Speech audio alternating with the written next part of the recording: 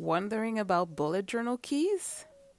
Stay tuned because today in this video, I'm going to share with you what are bullet journal keys and what you can include in them. But real quick, before we go on, just hit that subscribe button if you're interested in bullet journal and want to get more inspiration and information about that subject, because I'm releasing videos every week concerning that very subject.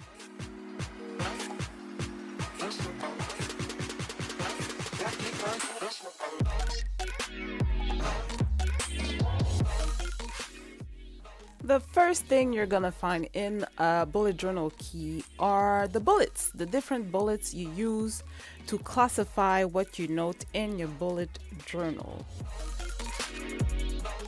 I would say that the most useful types of bullets are the notes bullet that you can often see identified with a bullet or a dash.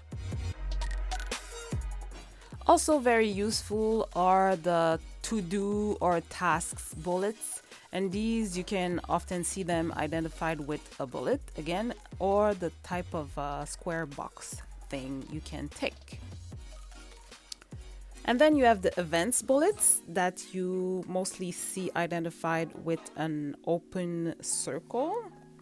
And the last category you usually see is the appointment bullet, and this one is often identified with an open triangle.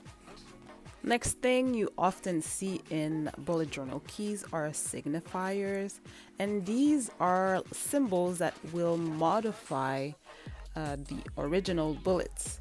So I'm going to show you some example of these. First one I'm going to show you here is the asterisk signifier, and this you put beside a note, an event, a task, or anything you have in a bullet journal to signify that it's an important element. And then you also have the migrated signifiers, and these you often see them with these three symbols. It could be something else, but it just means that this task or notes or thing you had to do or appointment, you moved it to another date in the future.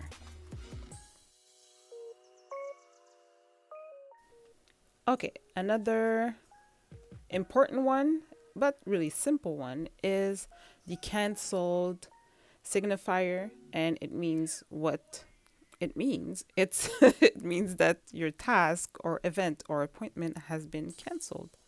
So you just put a bar over it. And then the last one is just here. I have an example maybe of a note that you would have, and then you put a question mark beside it, and that would mean that I need to do more research on that subject. Last thing you often see in bullet journal keys are a section about color coding, because you can use colors to code what you mean in your bullet journal very often. And I'm going to give you two examples. And the first example here is if you are mapping your day with color coding, and this is really a super simple example.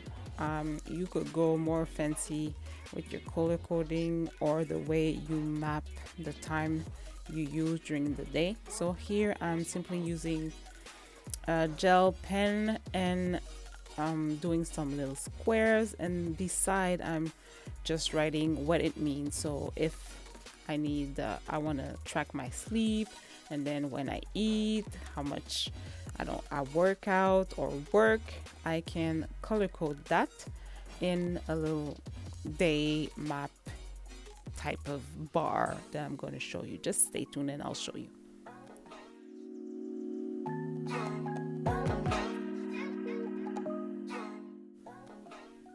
Now that I have all the colors and their meaning, I can map my day and see and track how I use my time throughout the day, And maybe after, when I see maybe I don't sleep enough or I don't plan enough, I don't leave enough time for, I don't know, going out with my friends, I can plan accordingly in the future.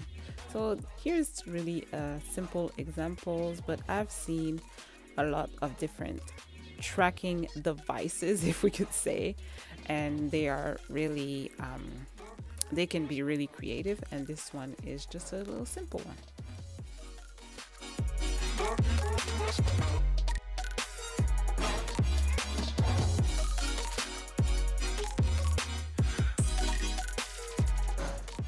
Another reason you might want to include color coding in your bullet journal key is for mood tracking. And here I'm using 3 colors, so really a really simple way to track my mood. So I have the pink, a purple, and then a dark blue to signify that I feel good, I feel neutral, or I feel bad. So that's really simple, but I just wanted to give you an example. And the way I'm going to track these feelings is just by doing some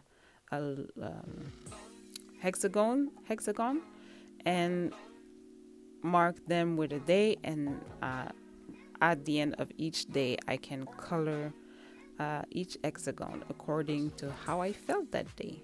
And it's really simple, but you know, it works and it's pretty.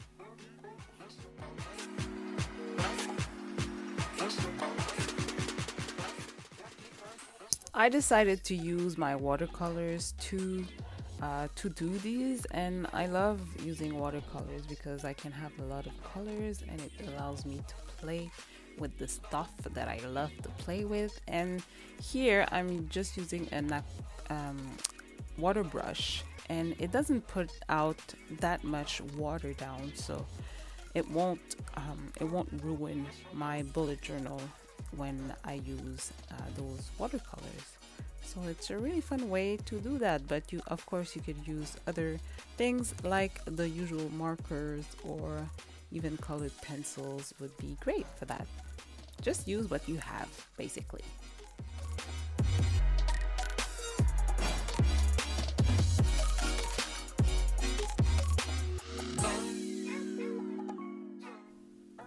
Here's a completed bullet journal key, so yours could look like that, or you can add elements. There are tons of other symbols you could use in your bullet journal key, but I hope you enjoyed this overview I made with you. So don't forget to subscribe, and I'll see you next week. Bye.